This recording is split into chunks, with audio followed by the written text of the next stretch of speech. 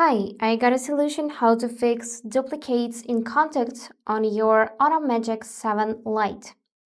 So for that, we need to find an open Play Store and here use search bar and manually input this phrase duplicate contacts remover.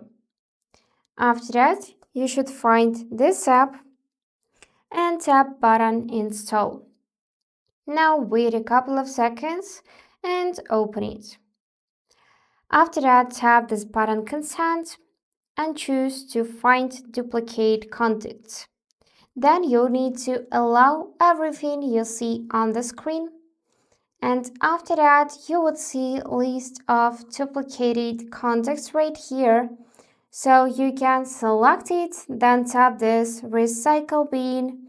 And here you need to confirm that you wanna delete duplicated contacts. So that's it for today. If you found this video helpful, please subscribe, like, and comment. And I wish you all the best. Bye bye.